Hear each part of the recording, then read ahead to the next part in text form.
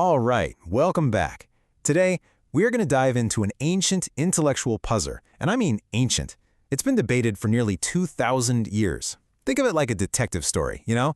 The clues are all hidden in just a single line of text, but the mystery itself, well, it's about a question that is surprisingly relevant to how we think about right and wrong, even today.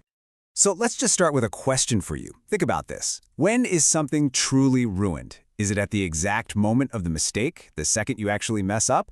Or does the ruin begin the instant you decide you're going to make that mistake? Just hang on to that thought, okay? Because that right there is the heart of this entire debate we're about to unpack.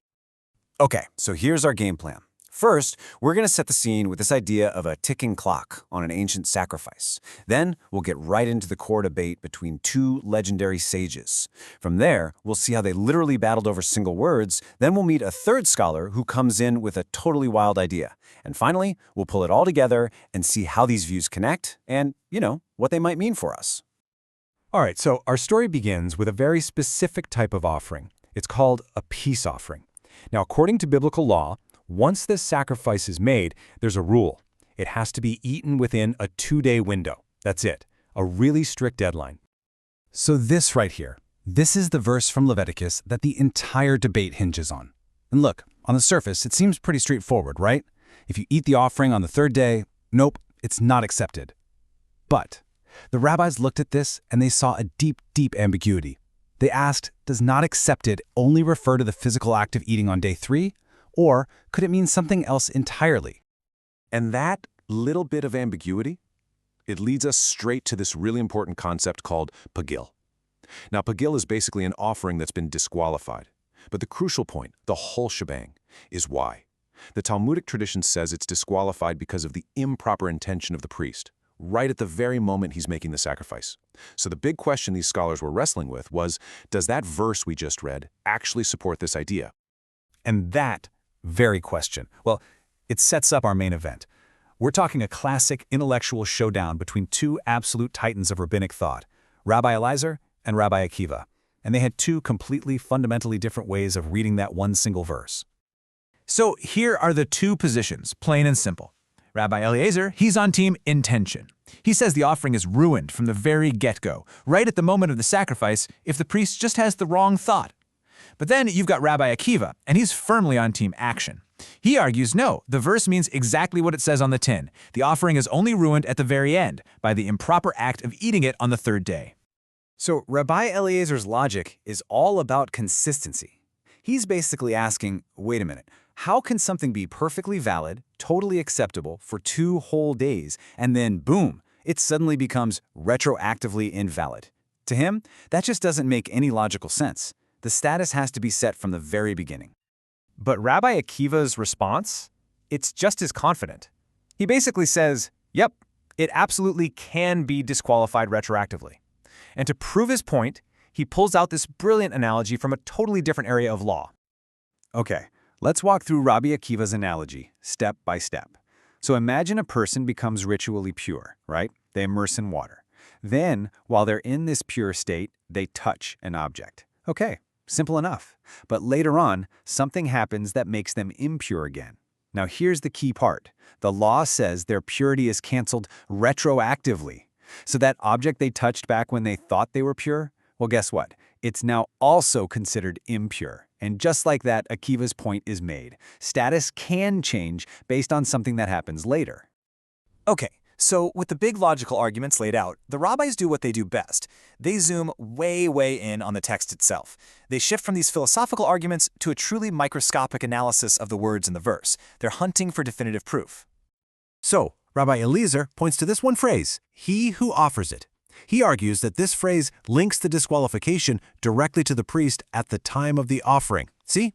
It's not about the person eating it days later. It's all about the offerer's state of mind, right at the start. But then, another group of sages, they're called the Acherim, which means the others, they jump into the fray. And they focus on a completely different phrase, neither shall it be credited. Now, in Hebrew, the word for credited is yechashev, and it shares a root with the word for thought or intention, which is machashava. For them, this is like a linguistic smoking gun.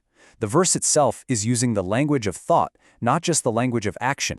So, just when you think this debate is basically between these two camps, a new voice enters the ring with a totally different take. This is Ben Azai, and he looks at the very same verse and sees something everyone else completely missed. Ben Azai focuses on a tiny, what seems like a totally insignificant word, the word it. And he asks a really simple question. Why is that word even there? I mean, the verse would make perfect sense without it, right? It could just say, "He who offers shall not be credited." So why add the word it? He suspects this is no accident at all. Okay, so here's his logic. He points out there are other ways an offering could be kind of messed up. Like, for example, if you delay fulfilling a vow to bring one. So does that delay also make it not accepted? Ben Azai says, nope. He argues the word it is there for a very specific reason.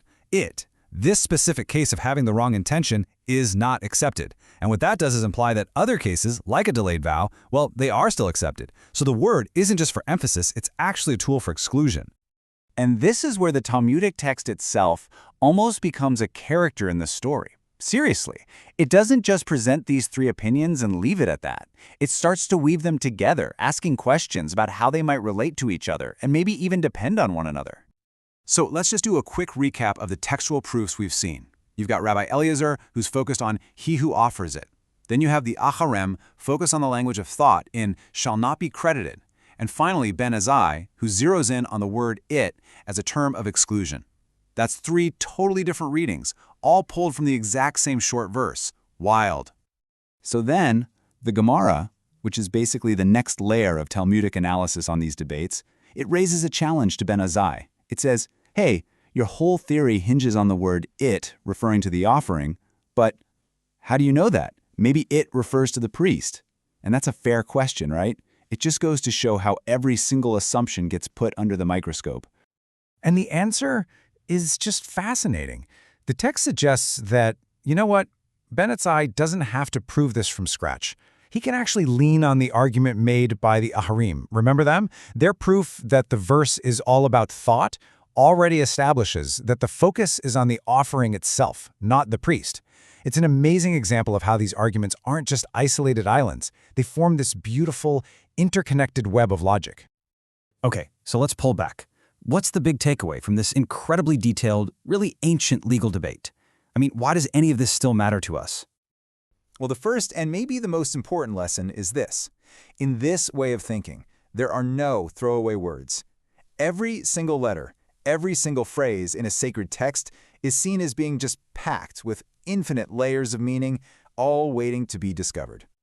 And secondly, this debate, it isn't really just about ancient sacrifices. It's a framework for debating one of the most fundamental questions of ethics. What defines us?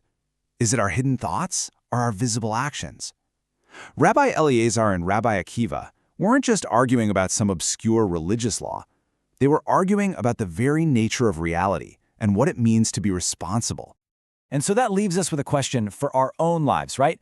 When you do something, how much does your hidden intention, that thought you had at the very beginning, how much does it truly define the meaning and the outcome of that action? It is an ancient debate, and there's still no easy answer.